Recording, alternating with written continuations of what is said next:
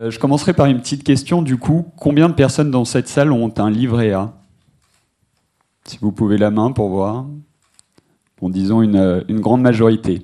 Est-ce que vous savez combien ça vous rapporte aujourd'hui quand vous avez 10 000 euros sur votre livret A par an? Bon, exactement, 75 euros. Ça vous rapporte parce que le rendement du livret A est 0,75.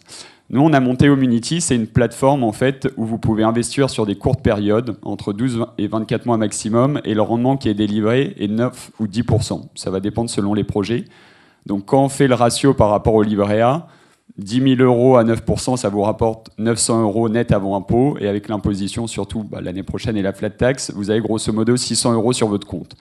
Donc on est assez performant par rapport au livret A. Bien évidemment, il y a un niveau de risque-rendement qui est un peu différent, et c'est ça dont je vais vous parler tout de suite. Qu'est-ce qui permet de délivrer ce rendement à nos investisseurs? En fait, nous, Homunity, c'est qu'on participe au financement des promoteurs immobiliers. On n'a pas du tout vocation à remplacer la banque, on intervient au niveau des fonds propres ou quasi-fonds propres du promoteur. Pour faire assez simple, et ceux qui ne sont pas justement familiers avec ce monde de la promotion immobilière, c'est un peu comme vous, quand vous achetez votre bien immobilier qui vaut 1 million d'euros, la banque ne va pas vous prêter 1 million, elle va vous demander de mettre 200 000 euros sur la table et vous financer le reste, les 800 000 euros restants. Le promoteur immobilier, c'est exactement la même chose. Dans son schéma de financement, il doit apporter des fonds propres, quasi-fonds propres. C'est à ce niveau-là qu'on se situe.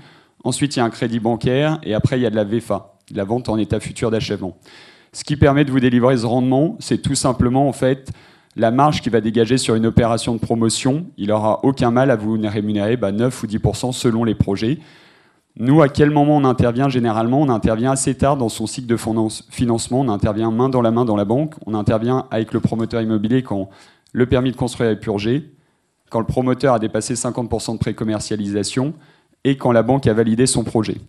L'idée pour le promoteur immobilier, c'est qu'on lui coûte moins cher qu'un tour de table, donc c'est-à-dire des investisseurs qui rentrent très en amont mais qui prennent plus de risques avec lui et qui coupent la marge en deux. Pour lui, on a un taux fixe à l'avance, et ce qui fait que généralement, on lui coûte entre 3 et 4 fois moins cher qu'un fonds d'investissement qui rentre autour de table. Ça peut sembler assez récent comme modèle. Ce qui est nouveau, en fait, c'est que ces investisseurs ont accès directement à une plateforme qui s'appelle Homunity. Vous voyez les projets qu'on a analysés en interne, qu'on a audités et qu'on a validés par un comité de sélection externe. Et vous pouvez dire, dès 1 000 euros, je décide de mettre 1 000, 10 000, 50 000 euros dans tel projet. Je connais à l'avance mon rendement et la durée. Le rendement comme la durée sont contractuels. Jusqu'ici, en 3 ans, justement, le rendement moyen délivré est de 9%, donc c'est conforme aux attentes. Notre taux de défaut est de 0. On espère que ça va continuer. Sur le marché du crowdfunding immobilier, c'est 1%. Donc le but, justement, à chaque fois, c'est de mettre en relation des investisseurs où on va lever entre 200 000 euros et 2,5 millions d'euros par projet sur la plateforme, et d'accompagner justement les promoteurs immobiliers dans leur développement. Excusez-moi, j'ai pas dû être attentif, je n'ai pas compris. Ces investisseurs donc particuliers que vous fédérez, ils prennent des parts dans les projets? En fait, ils vont souscrire à des obligations. Donc, ce qu'ils achètent, c'est pas des actions, mais des obligations. Donc, c'est tout simplement émises par le promoteur.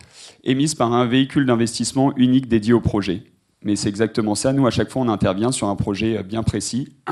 Imaginons un promoteur dans le 15e arrondissement qui fait un immeuble.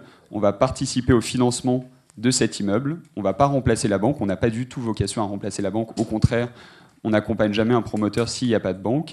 Et pour lui, l'investisseur, il ne va pas du tout être propriétaire des biens. Il va simplement participer au financement, et ce qu'il rémunère, c'est la marge que dégage un promoteur immobilier sur une opération. Et vous n'avez pas eu de problème avec toute la réglementation bancaire, la conformité bancaire, tout ça? Alors, ce qui est assez bien, c'est qu'on est très régulé. Nous, on a le statut de conseiller en investissement participatif, donc on est enregistré à l'ORIAS, et c'est l'autorité des marchés financiers qui nous régule. Le statut existe depuis 2014, on s'est lancé exactement au même moment que le statut, et c'est ce qui nous permet justement de protéger le consommateur ou l'investisseur en faisant appel public à l'épargne en ligne, mais en ayant tout un process pour être certain que ça soit sécurisé pour lui. Très bien. Écoutez, merci infiniment. C'est une idée que vous avez eue vous-même? C'est un modèle étranger que vous avez reproduit? Exactement. On n'a pas inventé grand-chose, on a simplement copié et dupliqué. L'avantage qu'on avait, c'est qu'on fait partie des premiers acteurs en France et on est leader aujourd'hui sur ce marché en spécialisé immobilier. Mais ça marche déjà assez bien aux États-Unis et au Royaume-Uni notamment. Merci beaucoup. Eh bien, je crois qu'on peut vous applaudir également.